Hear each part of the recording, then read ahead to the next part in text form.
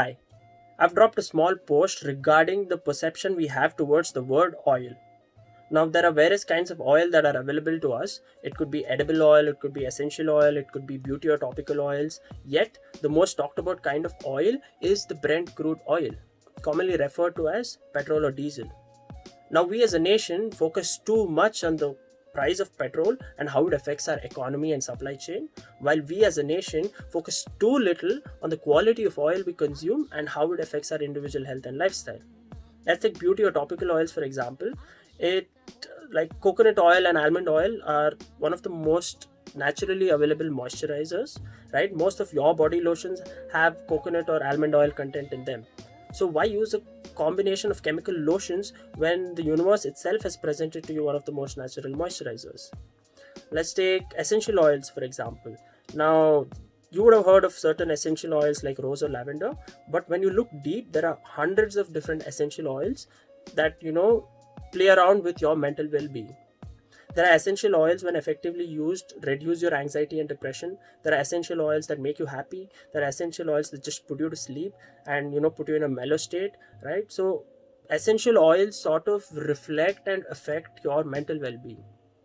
Edible oil. Now, edible oil is supposed to be one of the most talked about kind of oils, yet nobody really talks about them.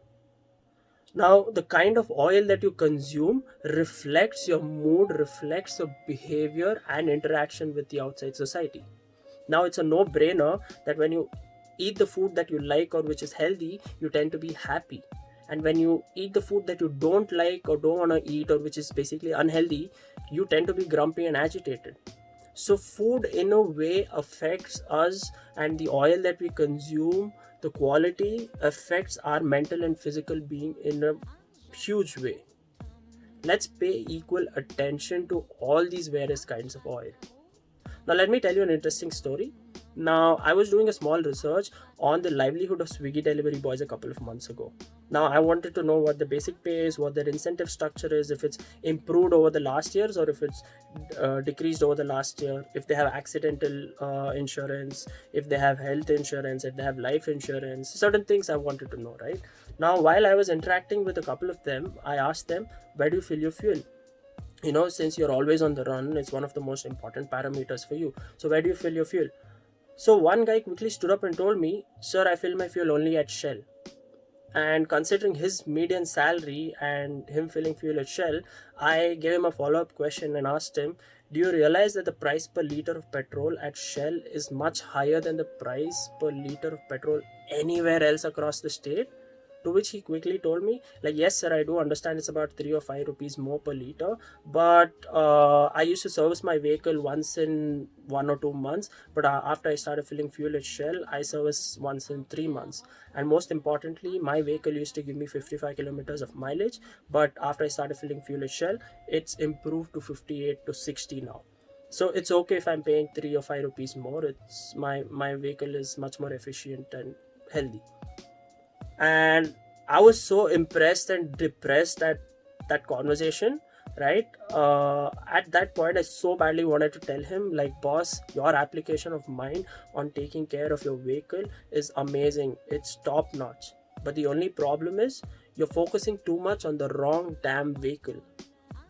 You should be focusing more on the most important vehicle of your life, which is your own body. Right now, if I ask you, it's the same with us as well. Now, if I ask you what's the mileage of your car, you'll tell me, the mileage is somewhere about 16. You'll be quick enough to even differentiate and tell me my vehicle gives 16 kilometer mileage in city and it gives 18 kilometer mileage on highway use. Now, if I just twist that question a little bit, and if I ask you what's the mileage of your body, you're going to think I'm crazy for asking that question, right? Now, blood flows at various speeds across our body, right? Our heart itself pumps about 7,000 liters a day, and it's gushing fast in few places and it's just dripping in certain other places. So the doctors have come to an understanding that the average speed of blood flow in our body is somewhere about 5 to 7 kilometers per hour. Now, when we feed unhealthy food and unhealthy oil into our body, that mileage is going to drop from 7 to 6 to 5 to 4. and we're going to develop cardiovascular system ailments like hypertension, low bp, high bp, and things like that. And eventually when it drops to 1 or point 0.5, that's when you need open heart surgeries, you need endoscopy, you need stents to remove the blockages in your arteries and things like that. What I'm really trying to tell you is most of the problems that we have can be avoided if we just take preventive measures, right? Preventive measures are much better than curative measures. So let's pay equal attention to all these various kinds of oils, and try to understand what kind of oil works best for me, for my family, which is more healthy. Should we keep switching oils or not? Which oil works healthy? Which one made you much more happy, or much more lively or active? These are the sort of questions that we need to ask ourselves and try to figure out what oil works best for us. Did you know our ancestors, our great grandfather itself, used to consume oil that they got from the oil press, right? So they used to procure their own oil seeds, go to the nearest oil press, give it there, get their oil extracted, put it in a big container, take it back home, take another small container, put how much ever you want to use currently, and keep it in the kitchen. The remaining they stored in a cool dry place, and ensured that the shelf life is also longer. And as and when that got over, they got refilled it by going to the oil press. That was the process of consuming oil before. But these days we just especially us living in the urban cities, right, we just go to the nearest supermarket and pick up whatever looks attractive, and which has more information or whatever, without realizing the actual drawbacks and advantages of consuming it. Right now, let me tell you an interesting story. A couple of months ago, I was just finding out these oil mills that are available in Bangalore, in my city. And on researching, I found this one particular oil mill in Gandhi Bazaar that's been there since the last 75 years. Now he's a super senior, right? So I sort of wanted to know more from him. So I thought I'll just go meet him and ask him what kind of oils he gives, the varieties, the quality, the hygiene he maintains, does he clean up after every extraction, and things like that. So I thought I'll just go meet him, he'll be free, I'll meet him for 5-10 minutes, and come back after that. But to my surprise, when I went there, I saw a huge line of people waiting in line with their glass tumblers, with their baskets and things like that, all waiting to collect their oil. And it was so nice to see. It was very surprising and very heartwarming also. So I went and stood at the end of the line. I thought I'll wait for my turn and ask him uh, all the questions that I want to.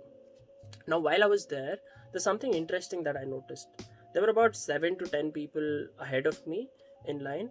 Now, close to 80% of them were all older folks. I saw 2 or 3 people who couldn't even walk, who had come in crutches. That old man, one hand is holding crutches, one hand is holding a basket with a tumbler inside, and he's come there. I saw so many old people there, and it was so nice to see. I'm like, the older folks are still accustomed to this, they still like this only, and they find this much more healthier than these refined oils that we get in our supermarket stores. I still don't understand how refined oils are nutritious or healthy in the first place. Everything's been refined, right? So where is the nutrition? You buy a cold press oil, the nutrient transferability from seed to oil is somewhere about 90%. I don't know how these refined oils are nutritious. We just see ads by these good celebrities that say, I feel great after consuming this oil and things like that. But in all reality, I don't understand how refined oils are healthy, right? They're deodorized, they're bleached, they're distilled, they go through so many chemical process before they come to your table. So how is it healthy? Right? So it's just us who are living and sleeping in these urban cities that go and get whatever is convenient. We do not pay equal attention, we just buy what is attractive, what is good. So my only request through this video is to tell you that please pay equal attention to all these kinds of oils, and if you do, you'll eventually be healthier than you were today. Thank you.